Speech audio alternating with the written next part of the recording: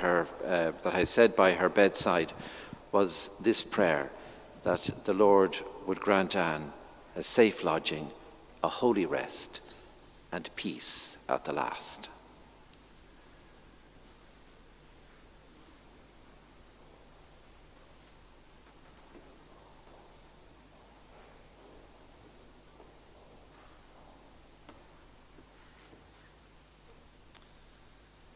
May the Lord support us all the day long, till the shades lengthen and the evening comes, and the busy world is hushed, and the fever of life is over, and our work is done.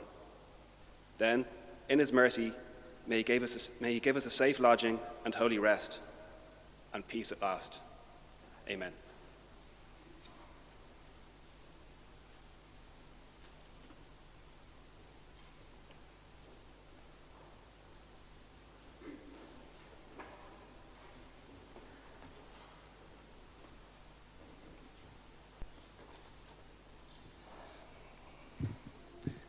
The astute will have noticed that this is a different Peter McKenna.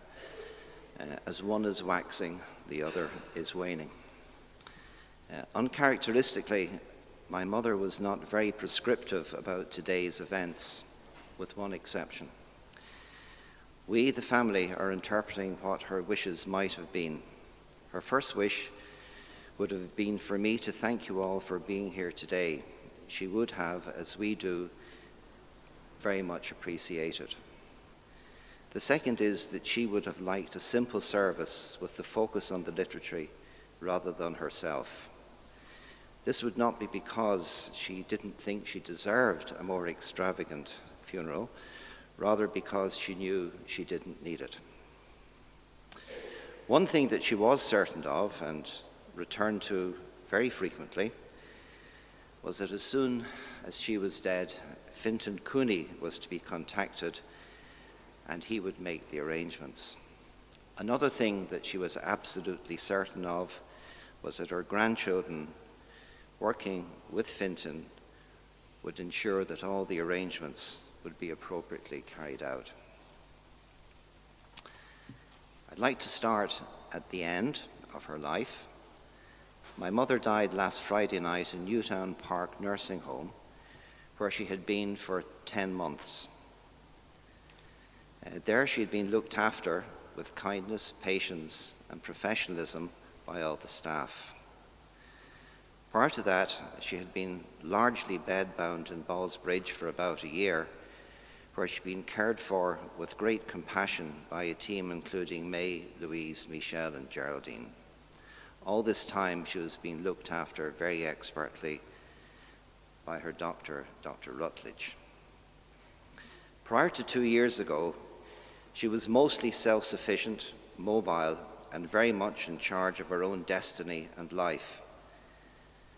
With increasing physical difficulty, she was anxious about her future and contemplated death, not just with equanimity, but some, albeit modest, enthusiasm. Her essential persona remained intact, as did most of her intellect. When I say most, I really mean enough to deal with most people, myself included.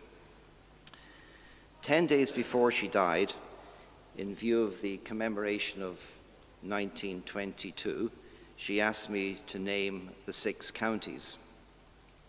I managed 5, and with the help of Google came up with Fermanagh. I was mildly chastised for not having Fermanagh at my fingertips because she said that's where your father's family came from. Attempting to compensate for this elementary error, I added that Derry was the one beside Donegal and that Antrim was contiguous to Scotland. No, it's not, Peter. Contiguous means touching, not nearby. I had the temerity to check, and of course she was correct.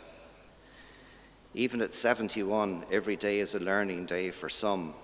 Even at 96, every day is a teaching day for others. My mother was one of 5 sisters and 3 brothers born into a working-class Irish Catholic family in Glasgow. Both parents were determined that all their children would improve their lives largely through education, and this concept was embraced enthusiastically by my mother. She excelled at school, went to university at 16, and graduated at 19. She worked as a teacher, met my father, married, had me, and when I was 3, we departed to Canada. We came to Dublin in 1955. Not long after that, she returned to college, did a master's, followed by a PhD, and she joined the academic staff of UCD. I believe she was a conscientious and inspiring teacher, borne out by the fact that many of her students remained in contact long after she had retired. She served on the Higher Education Authority for some time and traveled Europe extensively, looking at different models of preschool education. Additionally, she edited an international journal on preschool education, which was mostly carried out through French. She had other achievements that I should really know more about, but she never spoke of them, and I never asked, and that's a sentence that tells you quite a lot about both of us. By way of excuse, why would I have asked? She was to me a mother who did what mothers do, putting on bandages, helping with homework, and reading bedtime stories. When I was young, we used to pray that there would be a brother or a sister added to our family. They never came, and it's one of the very few regrets my mother had. Our prayers were never answered. God works in mysterious ways, although I think in this case he may ultimately have got it correct. I would add, though, in the last 18 months there have been many times when I would have welcomed a cooperative and a compliant SIB. When she retired, a lot of her time was spent looking after my father, who didn't enjoy the best of health in latter years. He died in 1998, and about 9 years later she married John Cooney. They moved to Ballsbridge and had many happy years together. Sadly, John died 4 years ago, and although my mother lived independently for a further 2 years, there was no doubt that John's death was a significant milestone in her aging process. Having worked at what I do and continue to do for nearly 50 years, it's no surprise that I have a very keen appreciation and awareness of the importance of mothers. My grandmother Doherty helped propel my mother to where she got. I had the benefit of a wonderful mother. Her grandchildren, my children, had and indeed still have the benefit of a wonderful mother. And Anne's great-grandchildren, all 11 of them, have the benefit of wonderful mothers. As long as this trend continues, I'm very happy that Anne's descendants will thrive. She was a wise and a high-achieving woman long before high-achieving women were encouraged. In fact, even before high-achieving women were regarded as a threat by some. She gave great advice to me, her family, her friends, and including my friends.